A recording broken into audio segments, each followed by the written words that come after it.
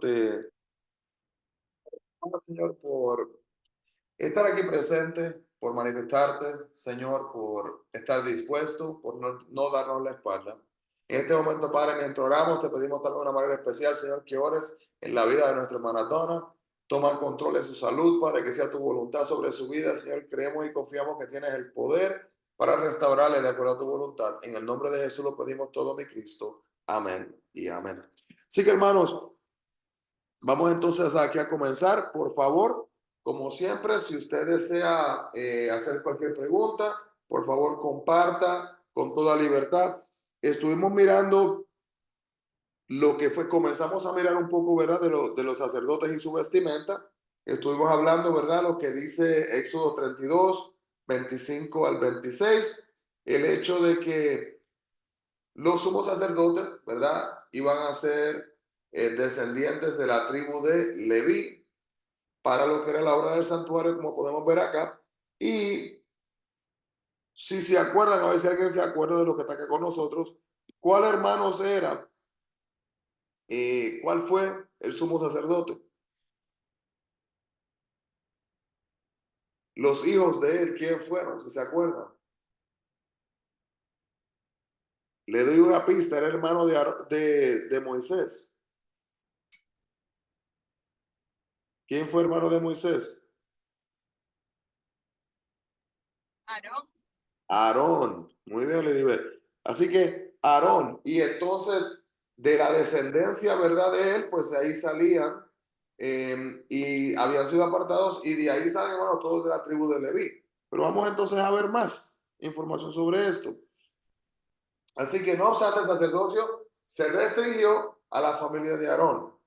Aarón y sus hijos fueron los únicos a quienes se les permitía ministrar ante el Señor. Así que este era un honor grande, pero no solo un honor, era una responsabilidad. Y al resto de la tribu se le encargó el cuidado del tabernáculo y su mobiliario para ayudar a los sacerdotes en su ministración, pero no podían ofrecer sacrificios ni quemar incienso, ni mirar los objetos santos hasta que estuviesen tapados. ¿Y qué pasaba, hermano, si había desobediencia en cuanto a esto? Había un castigo, consecuencias, ¿verdad? Y vamos a estar viendo una de esas consecuencias en el día de hoy, un poquito más tarde. Así que miramos entonces acá el designio para los sacerdotes del traje especial, ¿verdad? El acorde con su oficio. Vemos acá, harás vestiduras sagradas a Aarón tu hermano para honra y hermosura, como lo dice Hechos 22, 2, y fue la instrucción divina dada asimismo a Moisés. Y vamos a estar viendo un poquito más así en detalle. Entonces Éxodo 3:5 nos explica que el hábito del sacerdote común era de lino blanco, tejido de una sola pieza, se extendía casi hasta los pies y estaba ceñido en la cintura por una faja de lino blanco bordada de azul, púrpura y rojo. Y había un turbante de lino o mitra que completaba su vestidura exterior. Ante la zarza ardiente se le ordenó a Moisés, ¿verdad?, que se quitase las sandalias de los pies porque estaba en tierra santa, como lo dice Éxodo 3:5. Y hay una conexión, hermanos, totalmente con esto. En el día de hoy, si usted ve, por ejemplo, algunas personas judías, va a ver, ¿verdad?, que la vestimenta muchas veces se puede parecer,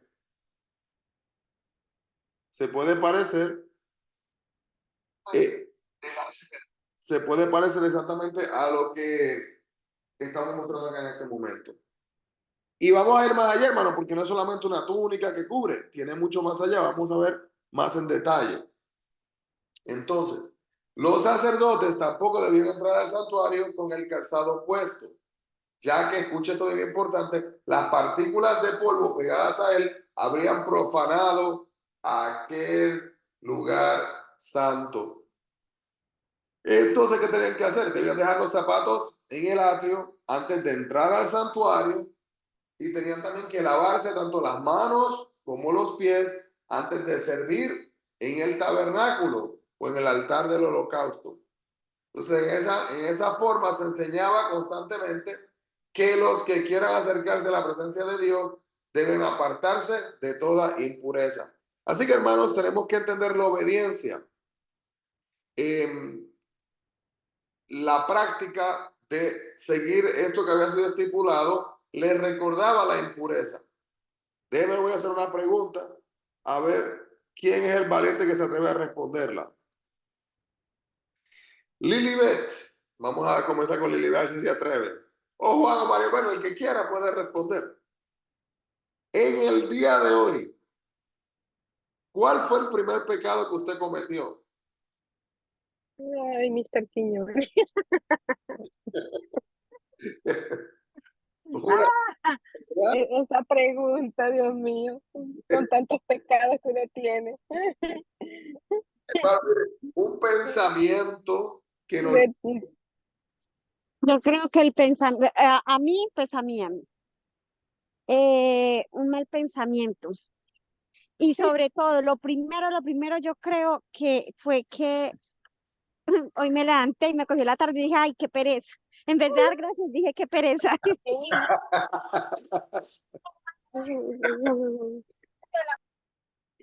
No creo que solamente es usted, Maribel, no creo que solo es usted.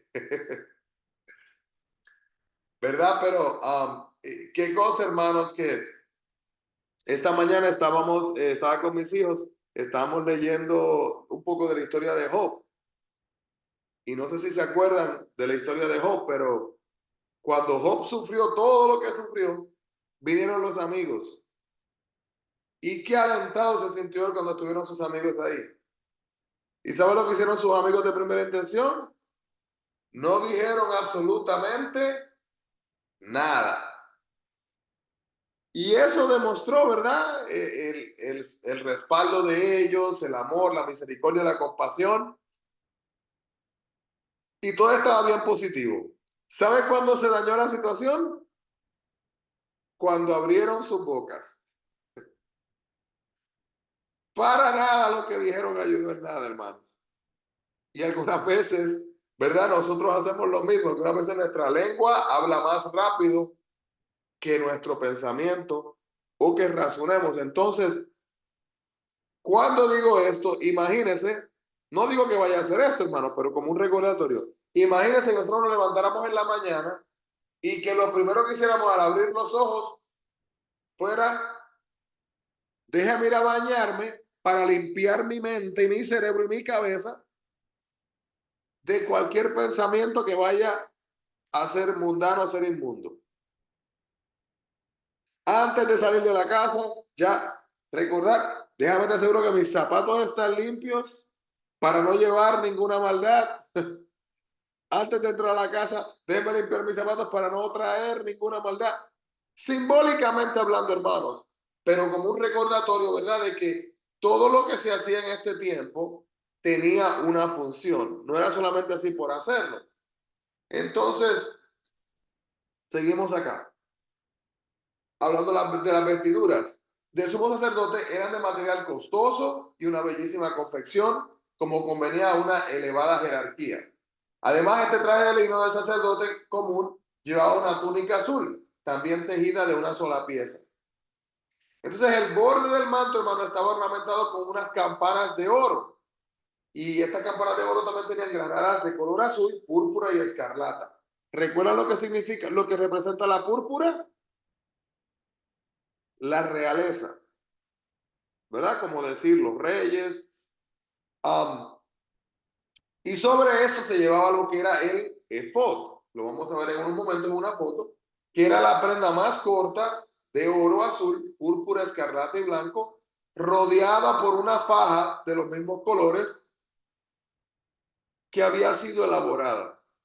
Este efod que tenían puesto no tenía mangas, así que no era como una camisa que venía por encima, sino que literalmente estaba colgando. En sus hombreras bordadas con oro tenían engarzadas dos piedras de ónice que llevaban los nombres de las tribus de Israel. Y esto lo habíamos mencionado, pero ahora lo vamos a ver un poquito más cercano. Así que déjenme mirar acá.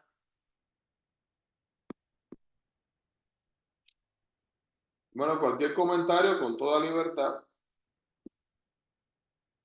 Voy a poner aquí. Así que cuando usted escuche la palabra, ¿y qué es eso del efod? Pues hermano, aquí está. ¿Pueden ver todos ahí el efod? Identificado. ¿Y qué hay aquí?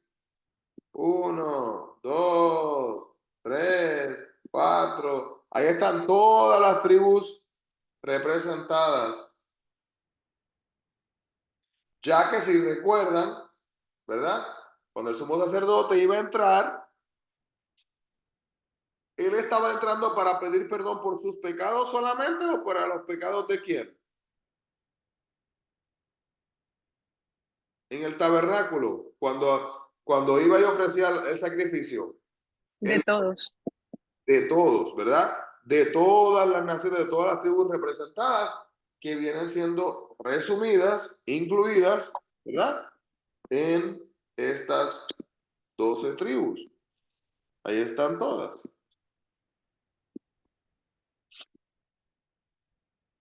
Seguimos entonces acá.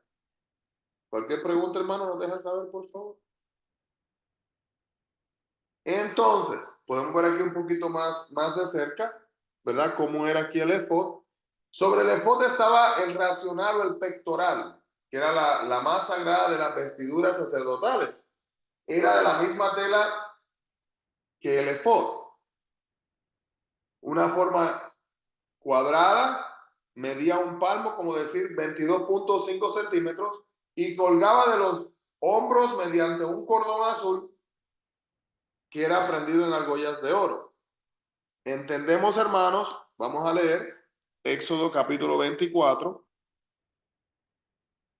Si alguien lo tiene antes que yo, Éxodo 24:10, puede leerlo, por favor.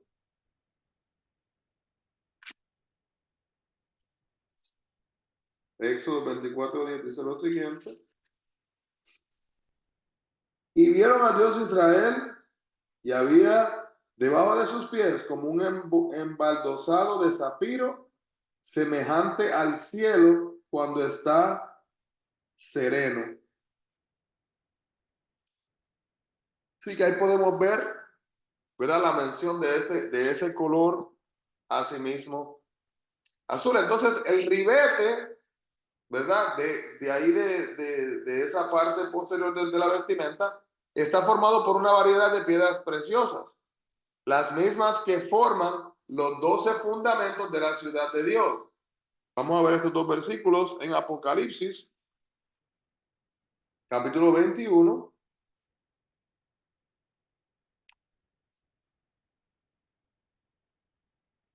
(19 y 20), dice así: y los cimientos del muro de la ciudad estaban adornados con toda piedra preciosa. El primer cimiento era jaspe, el segundo zafiro, el tercero ágata, el cuarto esmeralda, el quinto ónice, el sexto cornalina, el séptimo crisólito, el octavo berilo, el noveno topacio, el décimo crisopraso, el undécimo jacinto, el duodécimo amatista. Y las 12 puertas eran 12 perlas. Cada una de las puertas era una perla, y calle de la ciudad de oro, puro, transparente, como vidrio. Así que ahí podemos ver, hermanos, la representación, ¿verdad?, de las diferentes piedras que estamos hablando acá. Y las instrucciones del Señor en cuanto a esto fueron las siguientes: y llevará a Aarón los nombres de los hijos de Israel en el pectoral del juicio sobre su corazón cuando entre en el santuario, para memorial delante de Jehová continuamente. Vamos a leerlo.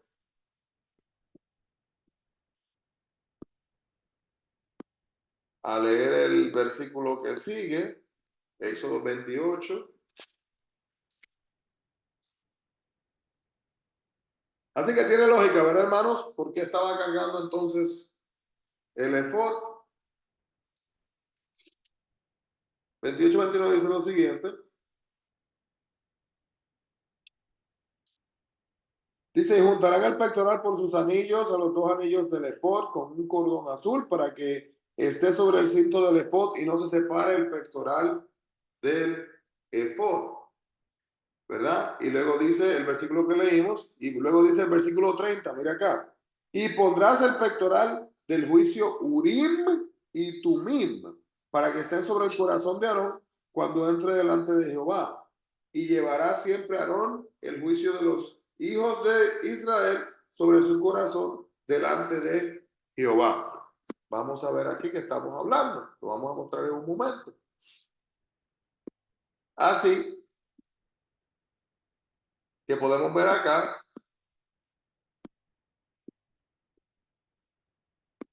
esto. Que así también Cristo, ¿verdad? Él es el gran sumo sacerdote al ofrecer su sangre ante el Padre en favor de los pecadores. Lleva sobre el corazón el nombre de toda alma arrepentida y creyente, como dice el salmista. Dice, aunque afligido yo y necesitado, Jehová pensará de mí. Pregunta a los que están acá. Vamos a ver. Juan, ¿Dios piensa en usted, sí o no? Yo digo que en todo momento, pastor. En todo momento. Y buena respuesta, eso es lo que nos enseña la palabra, hermanos. Y el enemigo, Satanás, se la pasa casi todo el tiempo tratando de llevarnos a pensar que somos insignificantes, que no valemos, que ¿por qué se va a preocupar Dios de nosotros si nosotros pecamos, si hemos fallado, si cometemos errores? Pero hermanos, Dios piensa en nosotros en todo momento. Dice que no para, continuamente está ahí, ¿verdad? En esa búsqueda de tener una relación con nosotros. Esto aquí es bien interesante, hermanos. No sé si escucharon el video de hoy, creo que el de hoy o el de ayer, que estuvimos hablando un poquito sobre el Urim y el Tumim. Así que vemos acá que a la derecha y a la izquierda del racional había dos piedras grandes de mucho brillo. Y estas piedras se llamaban Urim y Tumim. Déjenme les pregunto, ¿se acuerdan de qué son estas piedras o cómo se usan? ¿O no saben? Vamos a ver aquí. Mediante ellas revelaba la voluntad de Dios al sumo sacerdote. Cuando se llevaba asuntos ante el Señor para que Él los decidiera, si un nimbo iluminaba la piedra de la derecha, era señal de aprobación o consentimiento divino. Mientras que si una nube oscurecía la piedra de la izquierda, era evidencia de negación o desaprobación. Han habido maneras de mirar cómo quizás era posible hacer esto. Este es un tema que a veces confunde un poco a veces a la gente porque dice, pero eso es usar la suerte. Algunas personas dicen que si salía, que si se tenían que estar, y vamos a decir como están aquí en la bolsita, que si sacaban uno representaba así, si sacaban el otro representaba no. Por ejemplo, no digo que este es un ejemplo, ¿verdad?, de la Biblia, solamente es un ejemplo para que entendamos, ¿verdad?, prácticamente cómo podía ser quizás el uso de esa manera. Podríamos ver, por ejemplo, el hecho de que cuando... Disculpa un segundo. Mr. Quiñones, tengo una pregunta. Dígame. Esto es, esto es, ay, perdón, pues no sé cómo generar la pregunta, a ver.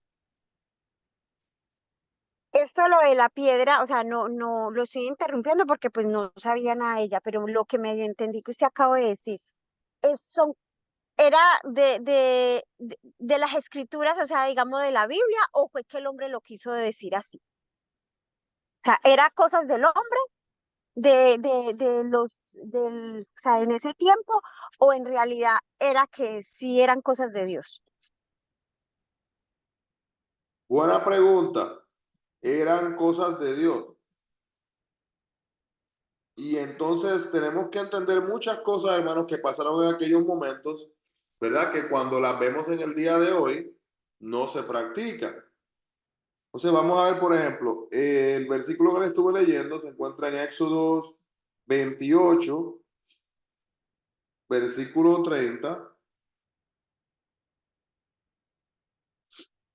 Vemos acá, aquí le explico un poquito más. Miremos, por ejemplo, en Números 27, 21.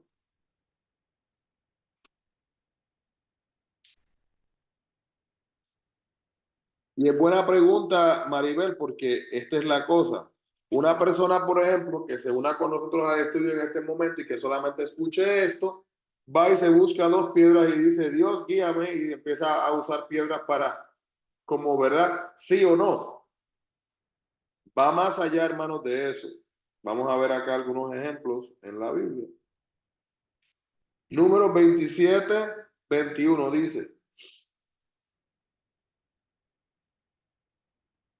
él se pondrá delante del sacerdote Eleazar y le consultará por el juicio del Urim delante de Jehová. Por el dicho de él saldrán y por el dicho de él entrarán. Y todos los hijos de Israel con él y toda la congregación. Tenemos que entender, Maribel, ahora que usted hizo un comentario, la pregunta, que en el tiempo bíblico, el pueblo de Dios pudo hacer algo o pudo ver algo que nosotros no vemos en el día de hoy de la misma manera.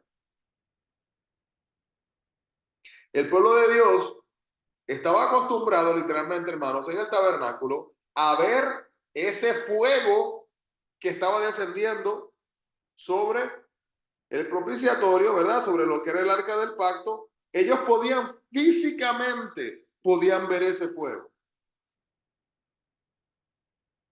Ellos pudieron físicamente ver las plagas que vinieron. Pudieron ver esa agua convertirse en sangre. Pudieron ver la sociedad, la comunidad llenarse de diferentes, cuando cayeron los, la lluvia de hielo. Se me olvidó la palabra en español. Cuando cayó el hielo del cielo, ¿verdad? Todas las plagas, incluyendo esta. Cuando se enfermaron, cuando se enfermó el ganado, todas estas diferentes plagas, hermano, ellos la pudieron ver físicamente. Entonces ahora mismo ellos están muy acostumbrados, ¿verdad? A tener literalmente como la presencia de Dios, algo con ellos ahí. Entonces, en este momento, teniendo el Urim y teniendo el Tumim, se busca, ¿verdad? Que haya una manera exacta, sin duda alguna, de tener la guianza de Dios. En aquel tiempo, Jesús no había muerto en la cruz todavía y no existía la presencia de la misma manera. Existía la presencia, pero no era manifestada sobre sus vidas de la misma manera que es manifestada en nuestras vidas. ¿Qué significa esto? Cuando Jesús, antes de morir en la cruz, ¿verdad? Jesús había estipulado que él tenía que irse para que pudiera venir el Consolador. ¿Quién es el Consolador? El Espíritu Santo. El Espíritu Santo mora en su vida y mora en mi vida. Así que literalmente yo tengo la presencia de Dios dentro de mi ser. Para yo pedir perdón, yo puedo clamar y puedo recibir el perdón. En aquellos tiempos no era así. Si una persona decía, Dios perdóname, no tenía significado. ¿Alguien me puede decir por qué no tenía significado? ¿Qué tenía que pasar? Porque no tenía comunicación con Dios, era a través del sacerdote. Ahí está, excelente. No tenía comunicación directa con Dios, era a través del sacerdote. El sacerdote se convertía en el instrumento y el sacrificio, ¿verdad? Representando en el efod, era lo que permitía que pudiera ser perdonado. Vamos a mirar otro ejemplo. En Primera de Samuel 28.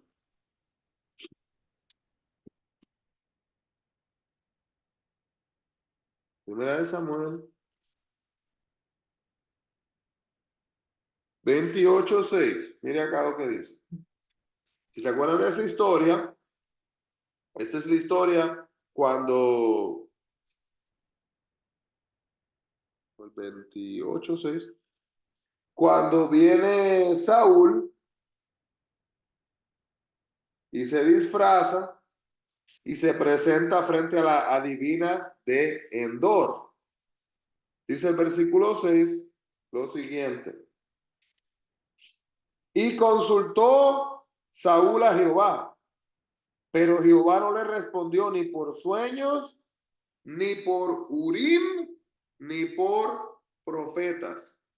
Estuvimos hablando en uno de los videos explicando, ¿verdad? Que algunos pensaban, algunas teorías que quizás tenían que salir ambas piedras del mismo lado y podía representar un sí, o si salía una sí y una no, podía representar entonces, como no había acuerdo, representaba entonces un no. El punto, hermanos, era el siguiente, que como podemos ver en estos versículos, déjenme le muestro uno más, en Esdras 12:63.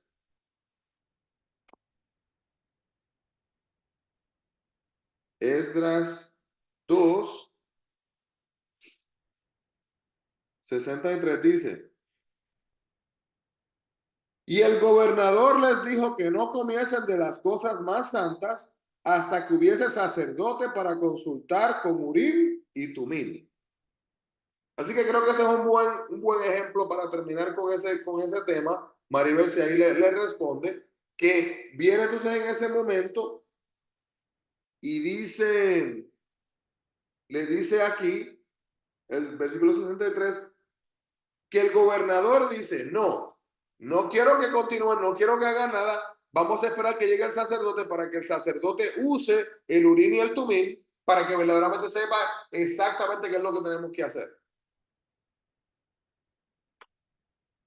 Pregunta Maribel, o ahí está, ya está más claro. No, ya está más claro, Mr. Quiñones, gracias. Excelente. Entonces, mediante el Urim y el Tumim, se revelaba entonces la voluntad de Dios al sumo sacerdote cuando se llevaban asuntos ante el Señor para que Él los decidiera. Y entonces explicamos esta parte, ¿verdad? Que si se iluminaba, pues entonces ya se sabía. Y depende, podemos ver, hermano, la iluminación, cuando sale la iluminación y la nube, se oscurecía. Cuando el pueblo se fue de Egipto, ellos fueron guiados de día columna de nube y de noche columna de fuego. Así que una similaridad en esto. Pero importante, ¿verdad? Que era parte de lo que había sido establecido. Entonces, la mitra del sumo sacerdote consistía en un turbante de lino blanco que tenía una plaquita de oro sostenida por una cinta azul y tenía la inscripción que decía lo siguiente: santidad a Jehová. Así que, hermano, en esta imagen que podemos ver acá, tenemos como una imagen un poquito más específica, ¿verdad? Que todo lo que tenía, hermanos, tenía un propósito, una razón, un simbolismo y una representación de todo lo que tenía puesto entonces a sí mismo. Todo lo relacionado entonces con la indumentaria y la conducta de los sacerdotes debía de ser tal naturaleza que impresionara al espectador con un sentido de la santidad de Dios, de lo sagrado de su culto y de la pureza que se exigía de quienes se alegraban a su presencia. Imagínese, hermano, esto. Imagínese, Juan, que usted llegara a la iglesia el domingo y cuando usted llega a la iglesia usted ve una persona vestida tal y como se vestía en aquellos momentos. Sin querer ofender a la persona, uno mirándole más allá de lo necesario, ¿verdad? Hermanos, va uno a mirar porque hay muchas cosas interesantes en esa vestimenta. Por curiosidad. ¿Y qué es eso? ¿Y qué es eso? ¿Y qué significa eso? ¿Y qué significa eso? Y literalmente, hermanos, todo lo que tiene en su vestimenta el sacerdote tiene una representación y un valor importantísimo. Entonces, de aquí pasamos entonces a lo que es el servicio en el santuario. Y ya cuando es construido, pues Dios se comunicó con Moisés desde la nube de gloria que había descendido sobre el propiciatorio. Recuerden que el propiciatorio está el arca del pacto, la parte de arriba, ¿verdad? Están acá los querubines y ahí en el propiciatorio, de ahí es donde sale la presencia del Señor, ¿verdad? Cuando se ofrecen y se riega entonces la sangre y ahí entonces viene la presencia de Dios en manifestada. Entonces, no solo el santuario mismo, sino que también el ministerio de los sacerdotes, hermanos, debía de servir como una figura y sombra de las cosas celestiales, como dice Hebreos 8:5. Por eso era de suma importancia y el Señor, por medio de Moisés, dio las más definidas y precisas instrucciones acerca de cada uno de los puntos de este culto simbólico. Lo que se iba a hacer, cómo se iba a hacer, de qué manera se iba a hablar, cuál era el movimiento, hermano, todo bien detallado. Tenemos que entender que hoy día, hermano, hasta personas que no hayan ido a una iglesia en el día de hoy, probablemente han sido expuestos con lo que es la alabanza, la adoración, a través de películas, a través de imágenes, ¿verdad? Que hayan visto en letreros o en diferentes propagandas, le han dado un tratado, ¿verdad? Pero tenemos que entender, hermanos, que hubo un momento donde esas cosas no existían, ¿verdad? Donde no había el conocimiento de cómo alabar y adorar y tenía que ser entonces instruido así mismo por Dios. Entonces, el ministerio del santuario consistía en dos partes. Una era lo que era el servicio diario y otra el servicio anual. O sea, el servicio diario se efectuaba en el altar del holocausto, en el acto del tabernáculo y también en el lugar santo, como podemos ver acá en esta porción que están por acá, por la entrada. Mientras que el servicio anual se realizaba en el lugar santísimo, ya verdad, llegando hasta la parte de adentro, y ningún ojo mortal, salvo del sumo sacerdote, debía de mirar el interior del lugar santísimo. Repito, hermanos, ¿qué pasaba si una persona rompía estas reglas? Su vida estaba en peligro. Literalmente, hermano, así de serio era este asunto. Así que solo una vez al año y después de la preparación más solemne y cuidadosa, podía entrar entonces allí el sumo sacerdote.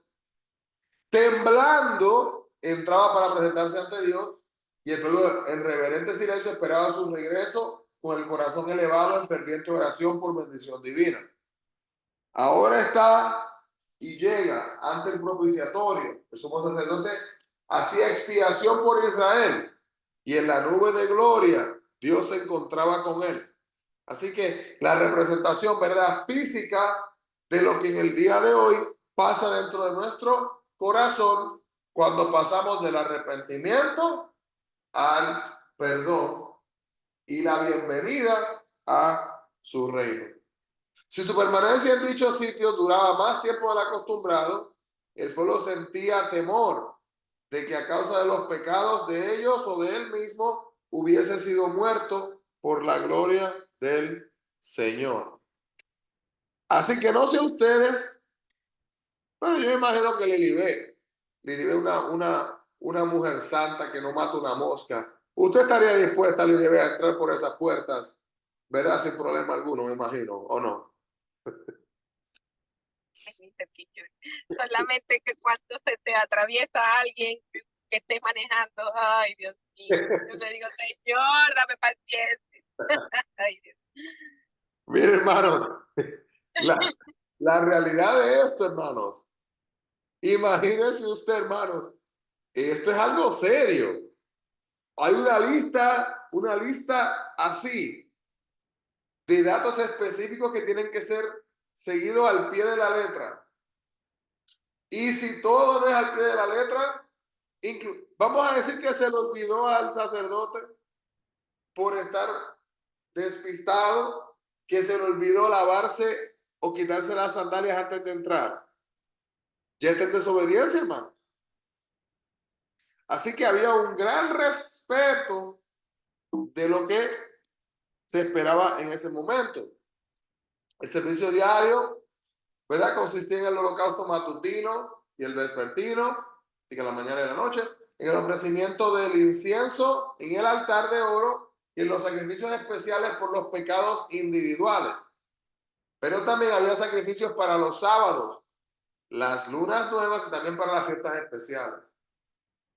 Y cada mañana y cada tarde se ofrecía sobre el altar un cordero de un año con las obligaciones apropiadas de presentes para simbolizar lo que era la diaria consagración de la nación a Jehová y su constante dependencia de la sangre expiatoria. Entonces Dios le indicó expresamente que toda ofrenda presentada para el servicio del santuario debía de ser sin defecto. Vamos a leer ese versículo directamente. Éxodo 12.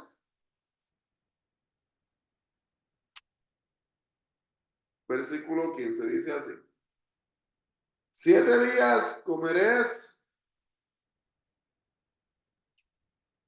12, perdón. El animal será sin defecto, macho de 1 año. Lo tomaréis de las ovejas o de las cabras. Pero tiene que ser un animal sin defecto. Agarrar un animal con defecto, automáticamente desobediencia a lo que Dios estaba esperando. Entonces los sacerdotes debían examinar todos los animales que se traían como sacrificio y rechazar los defectuosos, ya que solamente una ofrenda sin defecto podía simbolizar lo que era la pureza de aquel que habría de ofrecerse como cordero, sin mancha y sin contaminación. Miramos aquí, hermano, bien importante, Primera de Pedro,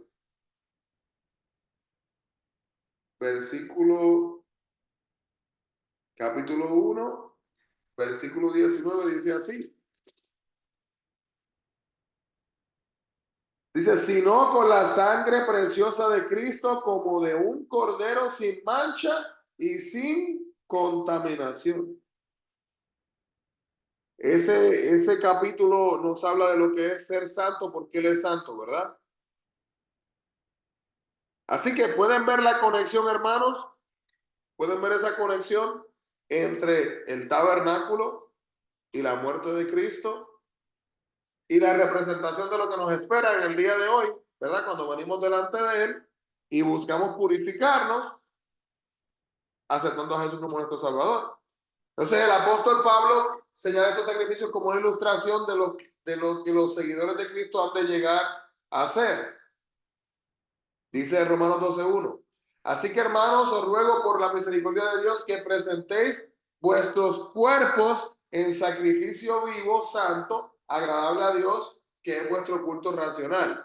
Ahora, hermano, mire, si usted había leído ese versículo antes y lo había escuchado antes, quizás no lo había conectado, ¿verdad?, con lo que es el tabernáculo, pero viendo lo que representaba el culto racional, en obediencia, siguiendo los pasos de Dios, podemos ver entonces la importancia de esto.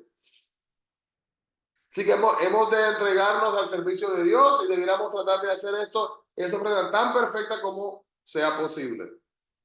Dios no quedará satisfecho, hermano, sino con lo mejor que le podamos ofrecerle. Yo digo que hoy día hay muchas canciones, muchos himnos, alabanzas que dicen: Dios, te entrego mi corazón completo. Pero hay personas que cuando cantan, hermano, en vez de decir eso, lo que su corazón está diciendo es: Dios, te entrego un pedacito de mi corazón, porque el resto me pertenece a mí. Dios, te entrego un pedacito de mi vida, porque el resto me pertenece a mí. No es así. Entonces, los que aman a Dios de corazón desearán darle el mejor servicio de su vida y constantemente van a tratar de poner todas las facultades de su ser en perfecta armonía con las leyes que nos habilitan para hacer la voluntad de Dios. Entonces, hermano, al presentar lo que es la ofrenda del incienso, el sacerdote viene y se acercaba más directamente a la presencia de Dios que en ningún otro acto de los servicios diarios. Eso lo pueden ver en Salmo 141, versículo 2, Apocalipsis capítulo 5, versículo 8. Déjenme leerle rapidito, Apocalipsis 5, 8.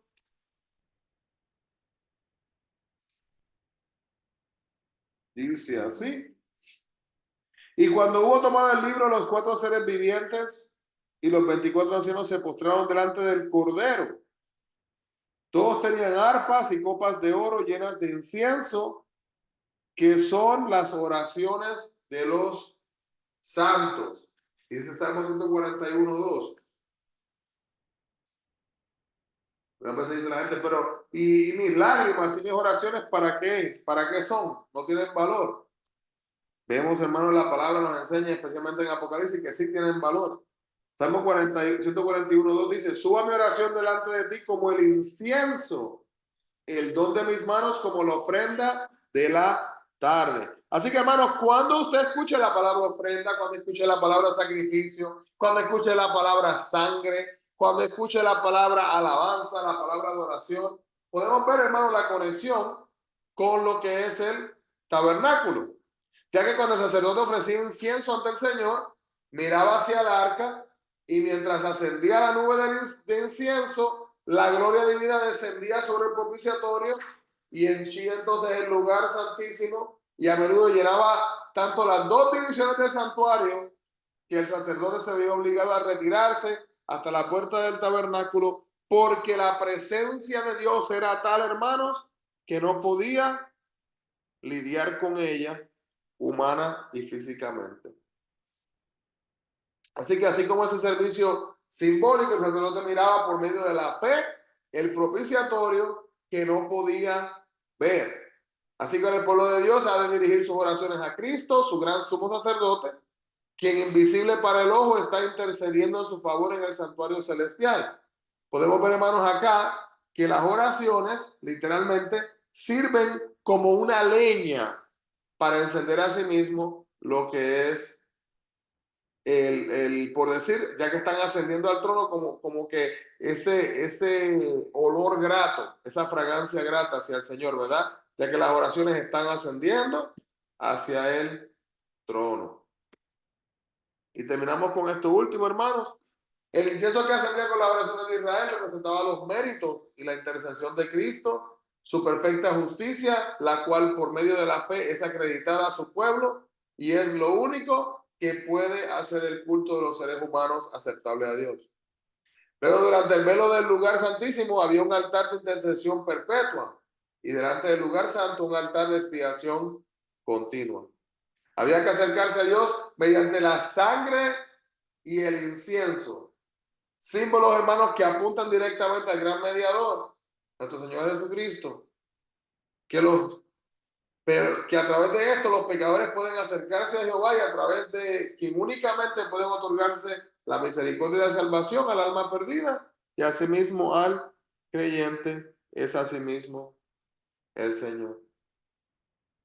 Así que, hermanos, delante del velo pueden ver ahí la expiación y delante del velo del lugar santísimo el altar de intersección perpetua continua. Oramos y así mismo, hermanos, la semana que viene vamos a estar enfocándonos ya de lleno, vamos a regresar a lo que es el libro de Levítico que estamos mirando. Si tienen alguna pregunta o comentario de este libro, hermanos, prepárela y lo discutimos porque es curioso, ¿verdad? El libro, algunas personas dicen que es aburrido porque no les gusta estar leyendo leyes. La parte que yo digo curiosa es que cada práctica tiene un significado y tiene una razón. Amado Dios, gracias, Padre, por esta oportunidad de estudiar tu palabra. Gracias, Señor, por cada hermano, cada hermana que han podido compartir con nosotros en este momento. Te pedimos, Señor, que bendigas a cada hermano, cada hermana que está acá presente, los que se han conectado, los que están viendo este video más tarde. Padre, muévete de una manera especial sobre cada uno de estas vidas. Y así mismo, Padre, que podamos entender el valor del holocausto, el valor del tabernáculo, el valor del sacrificio y la importancia que tiene en el día de nosotros, en el día de hoy, mi Dios, en nuestras vidas. Entender, Padre, que tu sacrificio nos ha dado acceso a lo que es el perdón celestial y que tengamos acceso a entrar hacia tu reino. En el nombre de Jesús pedimos estas cosas, mi Dios. Amén y amén. Así que Dios les bendiga, hermanos, grandemente. Bendiciones a todos.